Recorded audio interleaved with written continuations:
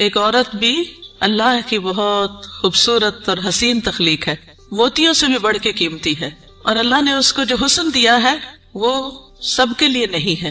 ہمارا حسن سب کے لیے نہیں ہے، ہر ایک کے لیے نہیں ہے. اللہ نے ہمیں جس کے لیے پیدا کیا ہے، جس کے لیے بنایا ہے، یہ اسی کا حق ہے. آپ دیکھیے کہ بچپن سے ہی ایک چھوٹی سی بچی کو بھی جو شوق ہوتا ہے وہ کس چیز کا ہوتا ہے؟ سجنے، بننے، سورنے کا.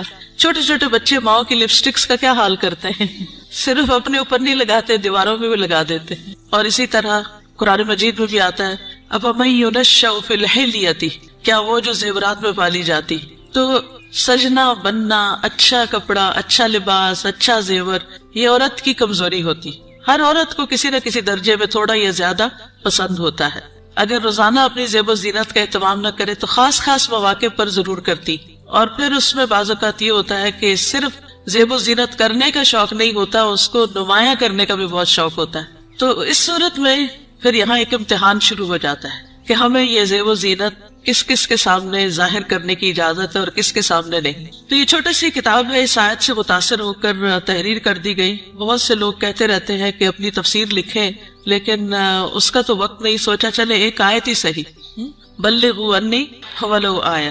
قال اللہ تعالی، اللہ تعالیٰ کا فرمان ہے، جب اللہ تعالیٰ کوئی بات فرماتے ہیں تو پھر کیا کرتے ہیں، کیسے سنتے ہیں؟ بہت دھیان سے، توجہ سے. وقل للمؤمنات، اور مومن عورتوں سے کہہ دیجئے کیا کریں؟ اپنی نگاہیں نیچی رکھیں، یعنی اپنی نگاہوں کی حفاظت کریں، اور اپنی شرم گاہوں کی حفاظت کریں، اور اپنی زینت ظاہر نہ کریں، اپنی خوبصورتی نمایاں نہ کریں سوائے اس کے جو خود ظاہر ہو جائے، اور اپنے سینوں پر اپنی اوڑھنیاں ڈالے رکھیں، اور اپنی زینت ظاہر نہ کریں سوائے اپنے شوہروں کے یا اپنے باپ کے یا اپنے شوہروں کے باپ کے یا اپنے بیٹوں کے یا اپنے شوہروں کے بیٹوں کے یا اپنے بھائیوں کے یا اپنے بھائیوں کے بیٹوں کے یا اپنی بہنوں کے بیٹوں کے یا اپنی عورتوں کے یا اپنے غلاموں کے یا وہ زیر دست مرد جو کسی اور قسم کی رغبت نہ رکھتے ہوں، یا وہ بچے جو عورتوں کی پوشیدہ باتوں سے ابھی واقف نہ ہوئے ہوں اور اپنے پاؤں زمین پر مار کر نہ چلیں کہ ان کی پوشیدہ زینت لوگوں کو معلوم ہو جائے. اور اے مومنو، تم سب مل کر اللہ سے توبہ کرو تاکہ تم کامیاب ہو جاؤ. یعنی اس حکم کی کہیں نہ کہیں جو خلاف ورزی ہوتی ہے اس پر توبہ کرو تاکہ کامیاب ہو سکو. اس سے پتہ یہ چلتا ہے کہ اگر اس حکم کی خلاف ورزی کی گئی تو کہیں ایسا نہ ہو کہ کامیابی مخدوش ہو جائے. تو ارشاد ہے وَقُلْ لِلْمُؤْمِنَاتِ، اور مومن عورتوں سے کہہ دیجئے. پیج 3. مومنات کون ہوتی ہیں؟ جو ایمان لانے والیاں ہیں، اللہ اور اس کے رسول محمد صلی اللہ علیہ وسلم کا حکم دل سے مان لینے والیاں، ماننے کے بعد ان احکامات پر عمل کرنے والیاں، اللہ سے اپنی محبت کے دعوے کو سچ کر دکھانے والیاں. اللہ تعالیٰ کا ارشاد ہے بے شک مسلمان مرد اور مسلمان عورتیں اور مومن مرد اور مومن عورتیں اور فرما بردار مرد اور فرما بردار عورتیں اور سچے مرد اور سچی عورتیں اور صبر کرنے والے مرد اور صبر کرنے والی عورتیں اور عاجزی اختیار کرنے والے مرد اور عاجزی اختیار کرنے والی عورتیں اور صدقہ کرنے والے مرد اور صدقہ کرنے والی عورتیں اور روزہ دار مرد اور روزہ دار عورتیں اور اپنی شرمگاہوں کی حفاظت کرنے والے مرد اور حفاظت کرنے والی عورتیں اور اللہ کا بہت زیادہ ذکر کرنے والے مرد اور ذکر کرنے والی عورتیں، ان کے لیے اللہ نے مغفرت اور بہت بڑا اجر تیار کر رکھا ہے. اللہ کی بخشش اور بڑا اجر کس کے لیے ہے؟ ان صفات کے حامل مومن مردوں اور عورتوں کے لیے.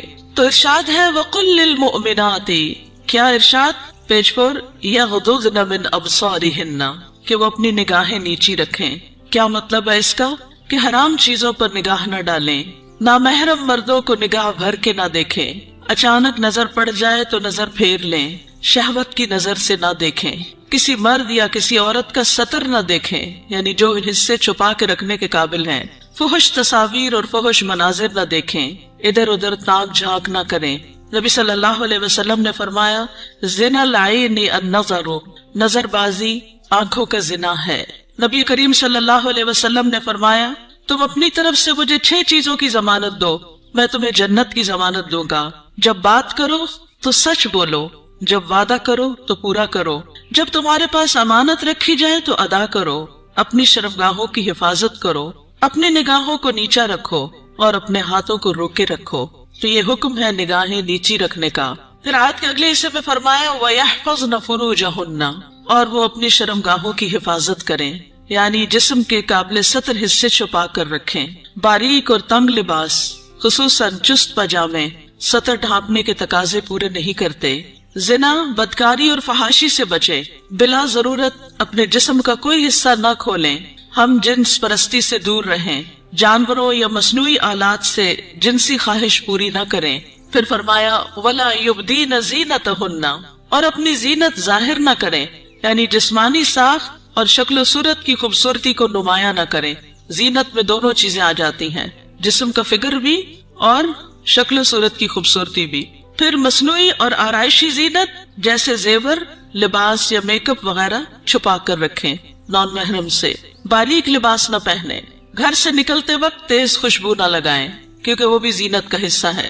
رسول اللہ صلی اللہ علیہ وسلم نے فرمایا 2 قسم کے لوگ جہنمی ہیں جنہیں میں نے نہیں دیکھا، وہ لوگ جن کے پاس بیلوں کی دموں کی طرح کے کوڑے ہوں گے جن سے وہ لوگوں کو مارتے ہوں گے، وہ عورتیں جو لباس پہن کر بھی بے لباس ہوں گی، مائل کرنے والیاں، مائل ہونے والیاں، گویا ان کے سر بختی اونٹ کے کوہان کی مانند ہو گئے، یعنی سر خاص طور پر اوپر، سروں کے اوپر مزید بالوں کا جوڑا بنا کے یا اونچے کر کے اس کو اٹھایا ہوا ہو۔ وہ جنت میں داخل نہ ہوگی اور نہ اس کی خوشبو پائے گی، حالانکہ اس کی خوشبو اتنی اور اتنی دور سے آتی ہوگی۔ یہ صحیح مسلم کی روایت ہے۔ پھر فرمایا الا ما ظاہر منہا، سوائے اس کے جو اس میں سے ظاہر ہو جائے، وہ زینت جو خود بخود ظاہر ہو جائے، نہ کہ ظاہر کی جائے، مثلا چادر کا ہوا میں اڑ جانا اور زینت کا کھل جانا۔ وہ زینت جس کو چھپانا ممکن نہ ہو، جیسے چادر، گاؤن یا اسکارف وغیرہ۔ جسمانی ساخت میں سے دراز قد یا متناسب جسم ہونا، اس میں بھی ایک اٹریکشن ہوتی ہے، اب یہ چھپائی نہیں جا سکتی۔ سیدنا ابن مسعود اس کی تفسیر میں فرماتے ہیں کالرداء والثیاب، جیسے چادر اور کپڑے۔ چادر جو اوپر کی چادر یا گاؤن وغیرہ ہوتا ہے، یا جو کپڑے نیچے سے نظر آ جاتے ہیں۔ یاد رہے زینت ظاہر ہونے اور زینت ظاہر کرنے میں فرق ہے۔ ایک وہ ہے جو آپ خود کھول دیتے ہیں اور ایک وہ ہے جو اتفاق سے ہو جاتی ہے۔ پھر فرمایا وَلْيَضْرِبْنَ بِخُمُرِهِنَّ عَلَى جُيُوبِهِنَّ، اور وہ اپنی اوڑھنیاں اپنے سینوں پہ ڈالے رکھیں۔ خمار یعنی سر کے کپڑے یا دوپٹے سے خواتین سر، بال، کان، گردن اور سینہ ڈھانپ کر رکھیں، کیونکہ کچھ خواتین جب اسکارف پہنتی ہے تو اس کو اتنا زیادہ اس ڈرولر کی طرح لپیٹنا شروع کر دیتی ہے کہ وہ بعض اوقات تو گلے کا کچھ حصہ بھی نظر آ رہا ہوتا ہے اور سینہ تو پورا کھل جاتا ہے۔ بعض ایک پلو اوپر کر کے نقاب بنا لیتی ہیں، ان کا آدھا سینہ نظر آ رہا ہوتا ہے، یعنی آدھا ڈھانکا ہوا ہوتا ہے، آدھا نمایاں ہوتا ہے، وہ اور زیادہ اٹریکٹیو ہو جاتا ہے، زیادہ توجہ کھینچنے لگتا ہے۔ تو اس لیے اللہ کا حکم ہے کہ عورت اپنے سینے کے حسن کو چھپا کر رکھے مردوں سے، کیونکہ یہ مرد کے لیے ایک فتنہ بن جاتا ہے۔ باریک دوپٹہ جس میں سے بال اور گردن جھلک رہے ہو وہ نہ اوڑھیں۔ زمانہ جاہلیت میں عورتیں پردے کا اہتمام نہیں کرتی تھی، بلکہ جب کوئی عورت مردوں کے پاس سے گزرتی تو اپنے سینے کو کھول کے گزرتی۔ بسا اوقات وہ اپنی گردن، بالوں کی مینڈیاں اور کانوں کی بالیاں تک ننگا کر لیتی تھی۔ کیا کیا؟ گردن، بالوں کی مینڈیاں اور کانوں کی بالیاں، ان کو نکال لیتی تھی۔ اب بھی آپ نے دیکھا ہوگا بعض اسکارف اس طرح پہنتے کہ کانوں کا زیور باہر لٹک رہا ہوتا ہے۔ لہٰذا اللہ تعالیٰ نے مومن عورتوں کو حکم دیا کہ وہ ایسے مواقع پر پردے کا اہتمام کریں۔ سیدہ عائشہ فرمایا کرتی تھی جب یہ آیت نازل ہوئی وَلْيَضْرِبْنَ بِخُمُرِهِنَّ عَلَى جُيُوبِهِنَّ، تو ان سب نے اپنے تہ بندوں کو کناروں سے پھاڑ کر ان کی اوڑھنیاں بنا لی، یعنی جو نیچے تہ بند ہوتا ہے نا، جو نیچے پہنتے ہیں شلوار کی طرح، تو انہوں نے کیا کیا کہ اور اگر کپڑا نہیں ملا سر کا اس طرح چادر بنانے والا، تو انہوں نے انہیں کو ہی ذرا صحیح کر کے، یعنی اس کے کنارے وغیرہ کاٹ کے اس کو چادر کی شکل دے دی۔ پھر فرمایا وَلَا يُبْدِينَ زِينَتَهُنَّ إِلَّا، اور وہ اپنی زینت ظاہر نہ کرے مگر اپنے شوہروں کے لیے۔ آگے آ رہا ہے پسندیدہ اور مطلوب ہے کہ شوہر کے سامنے ہر طرح کی زینت کا اظہار کریں، سارا شوق یہاں پورا کریں، ٹھیک ہے۔ عورت اپنے شوہر کے سامنے حد درجہ اظہار زینت کر سکتی، جتنی کرنا چاہے کرے، جو کہ کسی دوسرے کے سامنے نہیں کر سکتے۔ یا اپنے باپوں کے لیے، باپوں میں کون کون آتا ہے؟ باپ، دادا پر دادا، نانا پر نانا، اوپر تک آبا و اجداد جو بھی ہوں۔ رسول اللہ صلی اللہ علیہ وسلم نے ایک نیک عورت کے بارے میں فرمایا بہترین عورت وہ ہے کہ جب تم اسے دیکھو تو تمہیں خوش کر دے۔ تو شوہر کس طرح خوش ہوگا؟ جب آپ اچھے کپڑے پہنے گے، اچھا لباس کے ساتھ اچھا زیب و زینت، زیور، میک اپ وغیرہ میں ہوں گے۔ لیکن بہت سی خواتین گھر میں تو کھانا پکاتے پکاتے کپڑوں میں اس قدر کھانے کی اسمیل آ جاتی ہے اور کچن میں پسینے سے برا حال ہو جاتا ہے اور پھر جب شوہر گھر آتا تو اسی حال میں استقبال کرتا، اور پھر جب شوہر کو کھانا وغیرہ دے کے فارغ ہو کے جب اپنی سہیلی یا کہ بازار جانا ہوتا ہے تو نہا دھو کے میک اپ وغیرہ کر کے نکل جاتی ہے، کیونکہ اب شوہر آ گیا گھر میں، وہ بچے سنبھالے گا، ہم ذرا آؤٹنگ پہ جائیں۔ تو یہ بالکل الٹ ہے اس حکم کے جو ہمیں دیا گیا۔ فرمایا بہترین عورت وہ ہے کہ جب تم اسے دیکھو تو تمہیں خوش کر دے، جب تم اسے کوئی حکم دو تو تمہاری اطاعت کرے، اور تمہاری غیر موجودگی میں اپنے نفس اور تمہارے مال کی حفاظت کرے۔ یا اپنے شوہروں کے باپ کے لیے، شوہر کا باپ جیسے سسر، شوہر کا نانا، شوہر کا دادا، شوہر کا پرنانا، شوہر کا پردادا، اوپر تک آباء و اجداد۔ یا اپنے بیٹوں کے لیے، بیٹوں میں بیٹے، پوتے، پڑپوتے، نواسے، پڑنواسے، نیچے تک سب آ جاتے ہیں۔ یا اپنے شوہروں کے بیٹوں کے لیے، شوہر کے پوتے، شوہر کے نواسے، نیچے تک، یعنی ستیلے بیٹے بھی، اس میں شوہر کے بیٹے اور ان کے آگے بچوں کے بچے بھی سب آ جاتے ہیں۔ یا اپنے بھائیوں کے لیے، سگے بھائی، ستیلے بھائی، رضائی بھائی، تینوں اس میں شامل ہیں۔ یا اپنے بھائیوں کے بیٹوں کے لیے، سگے بھائیوں کی اولاد، ستیلے بھائیوں کی اولاد، رضائی بھائیوں کی اولاد، یعنی بھتیجے، بھتیجوں کے بیٹے، پوتے وغیرہ۔ یا اپنی بہنوں کے بیٹوں کے لیے، سگی بہنوں کی اولاد، ستیلی بہنوں کی اولاد، رضائی بہنوں کی اولاد، یعنی بھانجے، بھانجوں کے بیٹے، پوتے وغیرہ۔ یا اپنی عورتوں کے لیے، قابل اعتماد اور باکردار عورتیں۔ نبی کریم صلی اللہ علیہ وسلم نے فرمایا لا تباشر المرأة المرأة، پہلی تابت پیش ہے، ٹھیک کر لیجئے، لا تباشر المرأة المرأة فتنعتها لزوجها كأنه ينظر إليها، کوئی عورت کسی عورت کے جسم کے ساتھ جسم نہ لگائے۔ بعض اوقات لوگ حق کر رہی ہوتی ہیں لڑکیاں ایک دوسرے کو تو اتنا زیادہ چپک جاتی ہیں ایک دوسرے سے، یہ بھی درست نہیں۔ اور پھر اس طرح بھی کہ وہ اپنے شوہر سے اس کا حلیہ بیان کرے، یعنی جس طرح وہ فیل کرے اس عورت کو، پھر گھر جا کے اپنے میاں کو اس کی ساری تعریف کر کے بتائے کہ گویا وہ اسے دیکھ رہا ہے۔ یا تمہارے دائیں ہاتھ جن کے مالک ہوئے، لوڈیاں اور غلام مراد ہیں یہاں، لیکن جو گھریلو ملازمین ہیں یہ لوڈی غلام میں شامل نہیں ہوتے، ان سے احتیاط برتنی چاہیے۔ گھریلو مرد ملازمین کے ساتھ گفتگو میں محتاط رویہ اختیار کرے، جیسے ڈرائیور ہو، چوکیدار ہو، ان کے ساتھ بہت ہنس کے بات کرنے کی ضرورت نہیں۔ مذکورہ بالا تمام رشتوں کے سامنے زینت کا اظہار کرتے ہوئے ان کے مقام اور احترام کو پیش رکھیں۔ جوان بچوں کے سامنے سینہ اور گریبان کھولنے میں احتیاط برتیں، یعنی ان میں سے جو بھائی جوان ہیں یا بیٹے جوان ہیں یا پوتے وغیرہ، تو ان کے سامنے اپنے سینے کو بہت نمایاں نہ کرے، اور اسی طرح اپنے سطر کو چھپا کر رکھیں۔ سیدنا انس بیان کرتے ہیں کہ نبی کریم صلی اللہ علیہ وسلم فاطمہ رضی اللہ تعالی عنہا کے لیے غلام لائے جو آپ نے ان کو ہبہ کر دیا۔ انس رضی اللہ عنہ نے کہا کہ فاطمہ پر اس وقت ایسا کپڑا تھا جب وہ اسے اپنے سر پر اوڑھتی تو ان کے پاؤں تک نہ پہنچتا، جب وہ اسے اپنے پاؤں چھپاتی تو سر پر نہ رہتا۔ یاد رکھیے وہ پاؤں بھی چھپا رہی تھی۔ جبکہ نبی کریم صلی اللہ علیہ وسلم نے ان کی یہ الجھن دیکھی تو فرمایا بے شک تمہارے لیے کوئی حرج نہیں، تمہارے سامنے صرف تمہارے والد اور تمہارا غلام ہے۔ اس غلام کا نام عبداللہ بن مسعدہ تھا، یہ فزاری تھے، سخت سیاہ فام۔ سیدہ فاطمہ نے انہیں پرورش کر کے آزاد کر دیا تھا رضی اللہ تعالی عنہا۔ اب التابعین غیر اولی الاربۃ من الرجال، یا پیروی کرنے والے غیر حاجت مند مرد، یعنی یہ کون سے مرد ہیں جن سے پردے میں نرمی اختیار کی جا سکتی ہے؟ نکاح کی حاجت نہ رکھنے والا۔ بعض ہوتے ہیں بچپن سے خاندانوں کے ساتھ لگ جاتے ہیں اور وہ پوری زندگی ایک بچوں کی طرح ہی ساتھ ہوتے ہیں، اور پھر بڑھاپے کی عمر میں ان کا کوئی اور ٹھکانہ نہیں ہوتا، تو وہ یعنی کہ گھروں میں اگر ہوتے ہیں ان کو گھر کی جو لڑکیاں ہیں وہ اپنی بیٹیوں کی طرح ہی ہوتی ہیں، اور ویسے بھی انہیں شادی کا کوئی شوق نہیں ہوتا۔ عورتوں سے رغبت نہ رکھنے والا، بدو قسم کا، بے وقوف بدو جس میں شہوت نہ ہو، بالکل بوڑھا۔